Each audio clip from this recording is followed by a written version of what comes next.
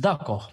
Ou bien ils disent, il n'y a pas du tout les noms et les attributs, comme Mu'tazila ou l'Iyadu Billah, il n'y a que les noms pour eux, il n'y a pas d'attributs. Ou bien ils attestent l'attribut, mais lui donnent une autre explication, ils l'interprètent. Tu lui dis, Allah Ta'ala dit dans le Coran qu'il avait 2 mains. Et tu dis, oui, il a 2 mains, mais ce n'est pas les mains. C'est pas les mains. Alors c'est quoi? C'est les bienfaits. C'est un sens péjoratif. Allah Ta'ala voulait dire les bienfaits. Ou alors, en disant qu'il a 2 mains, ça veut dire qu'il a une puissance, une grande puissance. C'est ça les mains. C'est pas vrai. Le Jama'a, ils disent, ils affirment les termes de cela, ils connaissent le sens. On connaît c'est quoi la main, on connaît c'est quoi la descente, on connaît c'est quoi. C'est pas la peine d'interpréter. Mais ils délèguent la connaissance du comment à Allah Ta'ala. Mais maintenant, quand j'ai dit qu'Allah Ta'ala avait 2 mains, qu'il descendait, qu'il s'étonnait, qu'il riait, qu'il, est-ce que je sais comment qu'il fait cela? En parlant des mains, qu'Allah Ta'ala a 2 mains. Est-ce que j'ai dit qu'Allah Ta'ala avait 2 mains comme mes mains? Jamais. Est-ce que j'ai dit qu'il riait comme moi je ris, avec ma bouche et mes lèvres et mes dents? Jamais. Est-ce que je dis que Allah subhanahu wa ta'ala s'étonne comme moi je m'étonne? Je ne connais pas une chose, ensuite on me l'apprend, je m'étonne? Jamais. C'est pour ça, commençant ces attributs, il délègue la connaissance de cela, du comment, à Allah. Il ne demande jamais comment.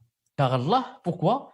Seul est spécifiquement réservé. Seul Allah Ta'ala connaît le comment. Il y a un comment des attributs, mais seul Allah le connaît. Et il n'en a donné la connaissance à aucun être humain. Et c'est ça l'avantage de Al-Sunnah ou Jama'a. Il atteste les attributs en même temps en repoussant le comment, et en repoussant la ressemblance. Alors que les sectes égarés ne peuvent pas. Ils disent, si je vais dire qu'Allah Ta'ala a 2 mains, ça veut dire que je l'ai ressemblé aux êtres humains, parce que les êtres humains ont 2 mains. Allah yadik. Si je vais dire qu'Allah subhanahu wa ta'ala rit, je l'ai ressemblé aux humains. Donc Allah Ta'ala rit, donc je dis pas, je préfère ne pas attester les attributs. Allah yadik. Allah yadik. Allah yadik. Chauffe. Allah subhanahu wa ta'ala est vivant ou il n'est pas vivant? Ah, il est vivant. D'accord. Pourquoi tu attestes qu'il est vivant alors que la vie n'appartient pas seulement à Allah subhanahu wa ta'ala? Nous aussi, on a une vie. Les animaux ont une vie, les poissons ont une vie. Pourquoi tu reconnais qu'il a une vie et pourtant ici, tu ne fais pas de ressemblance? Ça, il va dire oui, c'est vrai, Allah ta'ala a une vie qui ne ressemble pas aux vies des autres. C'est pour ça que je dis qu'il a une vie.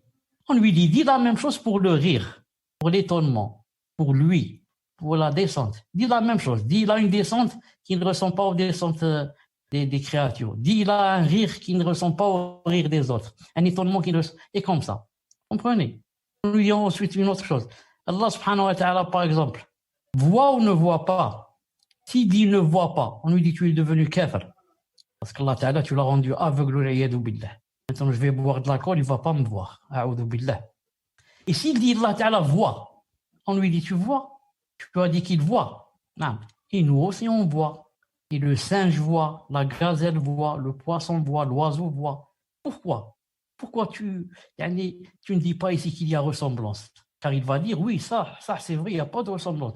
Allah voit, mais disons sa vision n'est pas comme la vision des créatures. On lui dit, dis la même chose, nous les émots, dis la même chose pour les autres attributs.